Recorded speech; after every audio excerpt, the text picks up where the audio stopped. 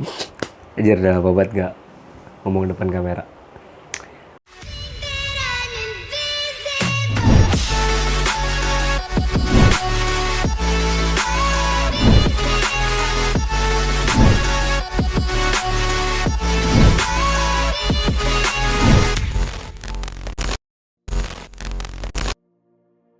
Hai guys, balik lagi sama gue Irfan Jeremy. Kalau lo emang kenal gue, ya emang gue. So, today tell you about something, kasih tahu sesuatu, ceritain sesuatu. Tapi sebelumnya, ya yang kalian tahu mengenai channel ini, udah lama banget gue nggak upload video yang ngomong-ngomong langsung kayak gini. Tapi beberapa bulan atau beberapa video sebelumnya cuma ngupload kayak video-video tentang gue penampilan aja. Siapa yang main gue upload gitu. Bisa diupload ya gue upload, yang gue punya file juga gue upload.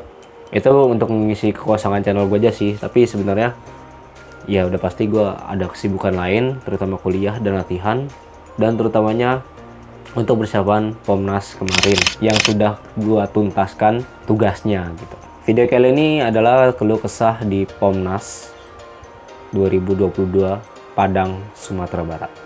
Singkat cerita, gue waktu itu mengikuti seleksi pada bulan September 2022, pada tanggal 16 Septemberan lah sekitar, kira-kira gitu. Waktu itu nama eventnya WNJ Open lah, Kejurnas WNJ Open. Nah, di situ ajang seleksi untuk tim DKI Jakarta. Yang mana kalau menang pada event tersebut, bisa untuk mengikuti Pomnas yang ada pada tahun ini, yaitu di Padang, Sumatera Barat. Syukur alhamdulillah, mungkin kalian udah tahu hasil yang gue dapatkan, yaitu perak. Dan inilah medalinya. Kurang lebih seperti ini medalinya. Jadi beberapa yang mau gue ceritain. Yang mau gue ceritain kali ini tuh sebenarnya nggak terlalu banyak, nggak terlalu fokus sama sebelum Pomnasnya, tapi lebih ke keluh kesah selama di Padang aja sih. Oh iya, tapi gue nggak ngevlog di sana, nggak buat video apa-apa lah intinya, karena emang fokus untuk pertandingan aja. Lalu kalau kalian mau tahu tentang cerita-cerita sebelumnya mengenai sebelum Pomnas, kalian bisa cek di blog gue, irfanjeremy.com. Kalian bisa cek cerita-ceritanya tentang perjalanan gue untuk menjadi tim DKI Jakarta. Linknya ada di deskripsi. Oke, gue berangkat menuju ke Padang itu di tanggal 19. Take off jam 11-an. Sampai sana itu jam 2 atau setengah 2 gitu. Dan sampai di hotelnya itu sekitar jam setengah 3-an atau jam 3 lah. Karena pertandingannya nggak mulai hari besoknya, bahkan lusanya pun belum main gitu. Jadi mainnya tuh di hari Selasa tanggal 22. Udah nggak masalah. Pokoknya gue selama 3 hari tuh ya udah kayak cuma latihan-latihan doang, adaptasi lah intinya.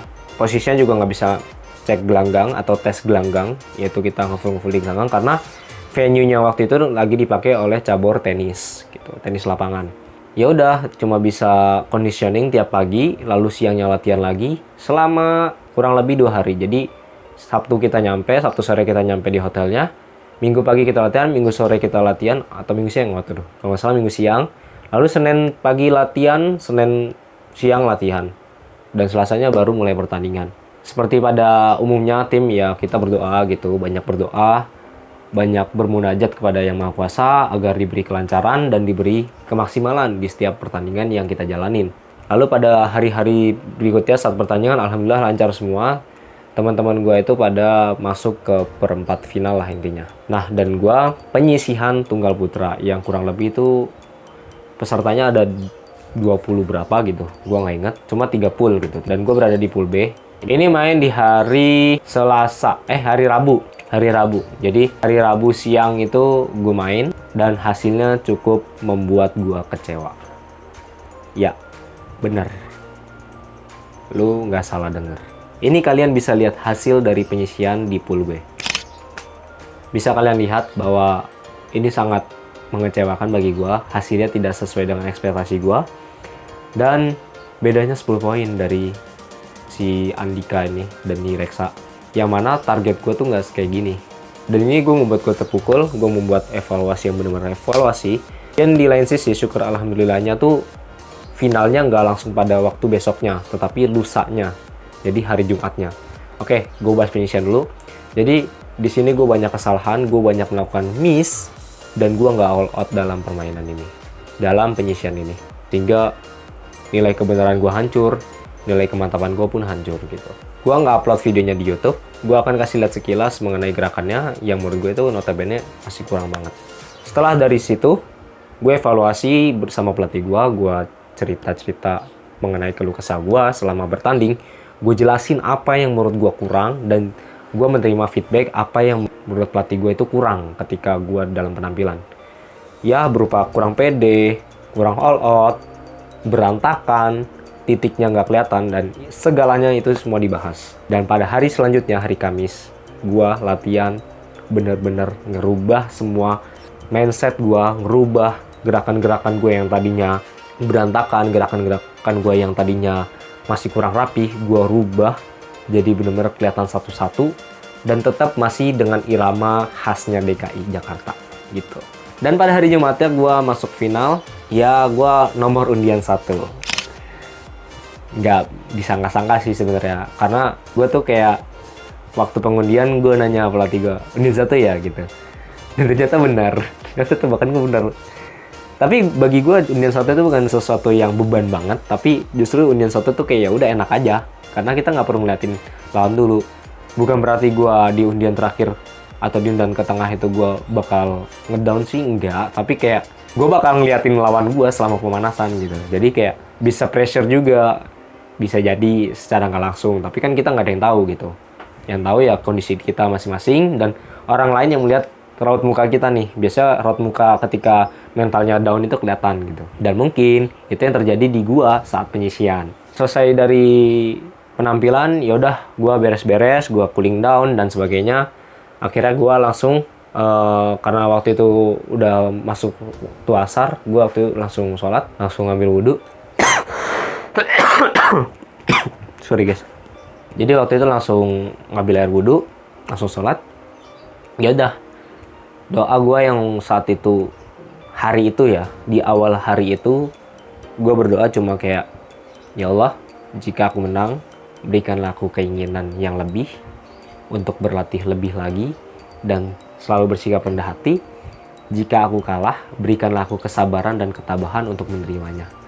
Dan ini kayak definisi ikhlas saat bertanding sih, kayak nothing tulus gitu. Rasain yang namanya ikhlas dalam memaksimalkan apa yang kita udah jalanin gitu. Nggak muluk-muluk untuk jadi juara, tapi kayak kalau juara berarti memang rezekinya udah ada gitu. Kalau memang belum juara berarti emang belum pantas, dan masih perlu untuk latihan lagi gitu. Lalu gimana Jer mengenai tim DKI? Ya, tim DKI bisa dibilang tidak seperti pada biasanya, pada angkatan-angkatan sebelumnya.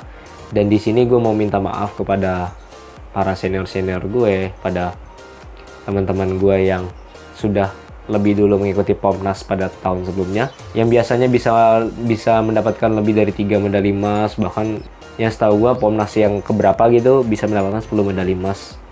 Tapi di tahun ini sejarahnya agak kurang baik gitu, cuma mendapatkan 1 medali emas, 7 perak, dan 1 perunggu. 1 medali emas ini berasal dari ganda putri, dan 7 medali peraknya dari gua sendiri, dari tunggal putri, kelas D putra, C putri, kelas D putri, dan kelas B putri. Dan perunggunya dari kelas C putra. Nah, ya itu sekian aja cerita dari gua. Mungkin gak terlalu detail dengan apa yang kejadian pada di sana, tapi ini sedikit garis besar gimana gua ngerasa di sana, selama di sana, ngerasa vibes-nya mengikuti kejuaraan nasional multi event lagi gitu. Bisa dibilang kan Pomnas ini seperti PON, tapi bedanya ini ranahnya cuma mahasiswa. Dan yang pasti dikirimkan tiap provinsi juga atlet-atlet terbaik mahasiswa yang ada di provinsinya dia gitu. Provinsi masing-masing lah intinya. Jadi ya beginilah yang gue rasain, tetap dengan kata-kata pelatih gue yang pertama, pelatih yang ngajarin gue mukul tendang lah intinya. Kalau lu di nasional lengah, udah pasti lewat, udah pasti kalah. Siapa yang keras, itu yang juaranya. Dan ya ini, hasil yang gue dapatkan harus disyukuri, harus dievaluasi, biar gue ke depannya tuh bisa lebih grow lagi, biar lebih tumbuh lagi, bukan jadi malah menurun. Kalau ada pertanyaan silahkan tanya di bawah. Silahkan tanya di kolom komentar atau bisa cek sosial media gue yang ada di deskripsi. Ada Instagram, Line, Facebook, Twitter, dan sebagainya. Kalian bisa cek aja. Gue usahakan dengan semaksimal mungkin pasti gue balas. Jarang sih yang gak gue balas, tapi kayak ya pasti gue balas sih kalau bertanya-tanya. Hal apapun itu, mau dari silat, mau tentang lifestyle atau dan sebagainya, pasti gue jawab. Thank you yang udah nonton. Makasih udah ngabisin waktunya di sini. Ya, semoga kedepannya bisa lebih baik lagi. Semoga yang menonton ini pun bisa lebih baik lagi dalam jalannya masing-masing ataupun dalam dunia atlet sekaligus, dalam pekerjaannya, dalam segala urusannya. Amin, amin ya rabbal alamin. Sekian aja. Thanks for watching and keep recycling.